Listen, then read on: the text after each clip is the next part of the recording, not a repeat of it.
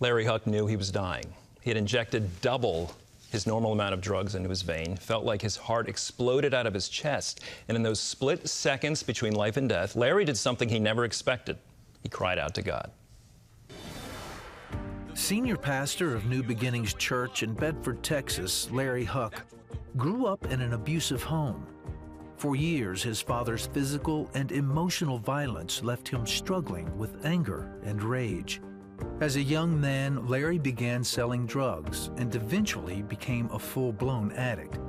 Then, he had a spiritual awakening that changed his life.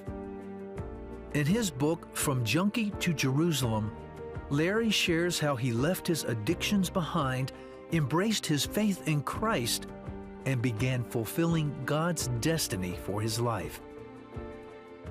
I'm thrilled Larry is with us now. Larry, welcome to the 700 Club. Thank you, sir. Honored to be here. I have seen you preach, teach, talk about prophecy, the Middle East, Israel, on TV many times, but I was stunned at your story, your testimony. Yeah.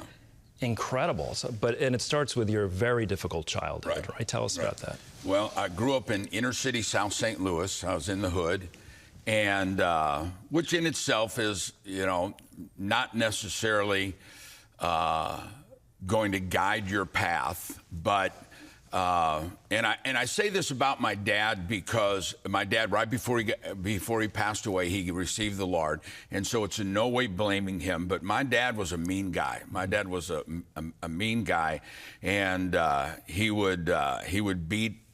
I watch him beat my mom. He'd beat us. He knocked when I was a young little boy, knocked me out, and then kicked me through the house and broke all my ribs. And I think the breaking point was I came home. I was probably about 7, 8 years old, and I can remember. We lived in a home that was 800 square feet, all the kids and everything. And I walked in, and I can still see it. Walking in the back door, my dad's back was to us. He was on the phone, and he was trying to give me away. And he said, I don't want him. He was trying to get a home to come and take me. And I remember thinking, okay, my dad's a pretty mean guy, but he doesn't want me. And I remember going into my room and crying. And I was probably 7, 8 years old, something like that. And I said, my dad doesn't want me. And then I caught myself, and I said, nobody will ever make me cry again. Mm-hmm. And I became very hardened, and I would watch my dad and see how mean he was. And I mean, I came home from college one time. My little sister's eye was all swollen. I mean, it's just I knocked the plate off the floor one time when we were eating dinner. Our kitchen was about this big, and we were messing around, and I knocked the plate on the floor. And he made me eat the food off the floor without my hands. And but the thing that got me was, and it really became evident that something was deeply wrong with me. And I became just like my dad. You know, a lot of times we talk about the drug addiction, and I was a drug addict. I became a drug addict. I was smuggling drugs I was one of the first ones that Escobar started working with when he first started going. I lived in his town. I was in his cabs. Because you became a drug user, right? To cope, and you're a tough dude. Yeah. Football player. Yeah. But then you find out you can make some real money selling drugs. Yeah, and I don't know if people can understand this, but in all that I was doing, I knew there was a God. When we were 11, 12 years old, we'd stay out in the streets South St. Louis. We'd stay out in the streets all night long. And we'd go to a Catholic church at like 5 in the morning because it was open for Mass to get out of the cold. And I'd be in there and I'd say, wow, is there a God out there? And in all that I was doing, and I know it sounds crazy, I knew there was a God. I just never thought of looking for him in church. And later, I was selling drugs to people that went to church, that called themselves Christians. And so deep inside of me, I wanted to know who God was. But, Andrew, I never thought if there was a God that he would have anything to do with somebody like me. Well, you're like a drug kingpin in Colombia, in dangerous situations, faced death a few times. Yeah. How did you break out of that part of your life? Well, we kind of said in the segue that I overdosed on drugs. I was by myself. We had a ranch up in the mountains. And when I collapsed, I knew I was dying. I knew I'd overdosed. And I cried out, God, help me. And I didn't cry out because I was afraid of going to hell, because I didn't believe in hell. And I'm a pretty tough guy. I can handle wherever happens. But I said these words. I said, God, don't let me die until I find what happiness is. And I love to tell people, I was sharing this story last Sunday in church in Dallas. And while I was there, one of my pastors told me afterwards, he said, J.D. Vance was watching the whole program from Air Force Two. But I was sharing it because we had a whole bunch of guys from the streets, Teen Challenge there, and I wanted them to know that Jesus is more than getting us to heaven. He's come to give us life and life more abundant. And I was a drug addict. I was extremely violent. I'd done things I've never told anybody. And yet inside of me, inside of every one of us, we can say we're agnostic. We can say, I don't believe the Bible. I'm an atheist. But the moment something happens that it's out of our control, God has put a button in our spirit and we go, God, help me. And that's because he doesn't care where we're coming from. He's there. He wants to help us. And when I cried out in Colombia, South America, I can look back and watch God orchestrate. I came back to the United States, found out there were 7 federal warrants out for my arrest. I'd been selling to an undercover narcotics agent, looked like a hippie, looked like us. And so I look at that, and I love to tell people when I found out they were going to arrest me, I thought I was running from the long arms of the law, but what I was really doing is running right into the strong arms of the Lord. So what, did he speak to you? I mean, you were prophesied over, weren't you, back in the United States? Yeah. Well, I ran to Flagstaff, Arizona, and I'm with 2 girls, and I have long hair and still using needle marks, using heroin and cocaine. And I was sitting on my porch, and earrings, before earrings were in, and I'm sitting on my porch smoking a joint, and this little Hispanic guy keeps walking back and forth across the street. And I'm thinking, well, he's going to come over and ask if I've got any drugs for sale. And he does this 5 or 6 times, and so I'm just sitting there watching him, and he gets to the end of the block, takes a deep breath, turns around, and walks right up to me, and I'm thinking he's going to buy some drugs.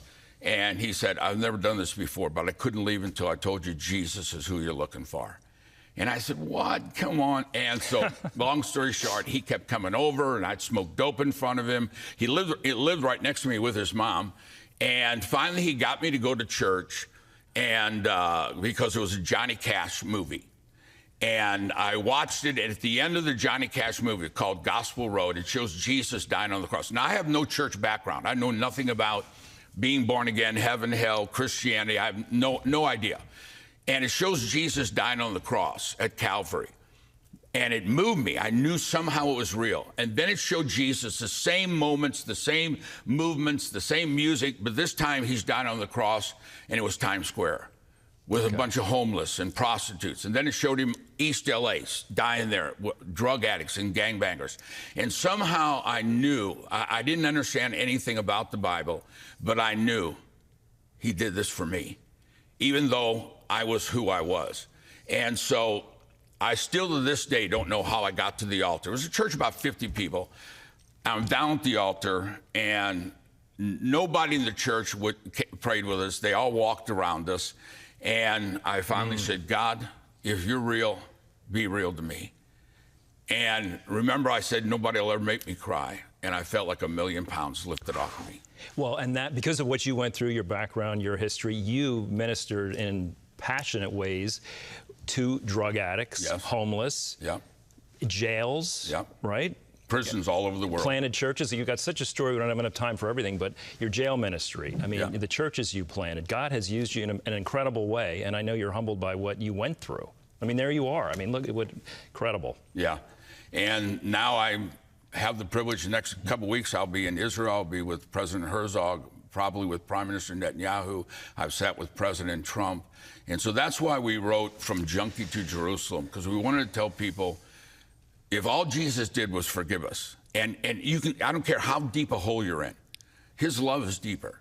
But when you give your life to Jesus, he's got a destiny for you beyond anything you can imagine. Let's also say, though, your family has still gone through a lot of health concerns. Yeah. You, your wife, your grandson. Can you briefly touch on how you're getting through, what's going on, and how your faith has gotten your family through? Well, a big part of it is Genesis 12:3. God says, "I'll bless those who bless Israel." And I'm with the Israeli Ally Foundation, and we had written the policy to help President Trump in his first election get elected of moving the embassy from Tel Aviv to Jerusalem. And we were over there for the moving of the embassy, and my son called and he said, "Dad, we need to pray. Lion's real sick." And Lion was our 7-month-old grandson. Long story short, we get back and he was diagnosed with an incurable leukemia. And they said no child's ever survived this kind of leukemia. They called us back in about 3 weeks later and said, "We checked with the heads of Children's Hospital all over the world before we called you in. Lion has a gene in him that there is no medical history anywhere in the world, a child his age having this gene. And it's a miracle." They said it's a miracle. And so he went through the treatment and everything. And they said, but because of the treatment, he'll probably never be able to learn. He's in 2nd grade now. They've just tested him. He's literally a genius. Photographic memory, pitch perfect, picks up an instrument, plays it. I mean, it's a miracle of miracles. And during that same time, my wife, Tiz, was diagnosed with ovarian cancer. And we sat in the office almost 7 years ago, and they said, "We think we can give you 3 months." And 4 times now, they've sent her home and said, "There's nothing left." Well, what do? You go home and die. And every time God has intervened, and she's right now in LA, she's the first one getting this treatment. You would never know anything's wrong with her. They're thrilled. The doctor came in, the head of the hospital in LA, City of Hope, came in and said, "Tiz, you're a miracle." And she said, "You guys have saved my life." And the doctor said, "We did not. Only he could have done this." And so it's a testimony. You know, we do a lot with Israel. We do a lot with leaders of Israel all over the world. And it's a testimony to them to see the power of God that has walked my family through, not only me, but my family through impossible situations. Friends, this book is called From Junkie to Jerusalem, and it is extremely compelling and will supercharge your faith. It's incredible what God does in the lives of people. Larry, thanks for being with us. Thanks for having me. I appreciate it. Really appreciate it. And God bless your family. Thank you, sir. Again, it's called From Junkie to Jerusalem.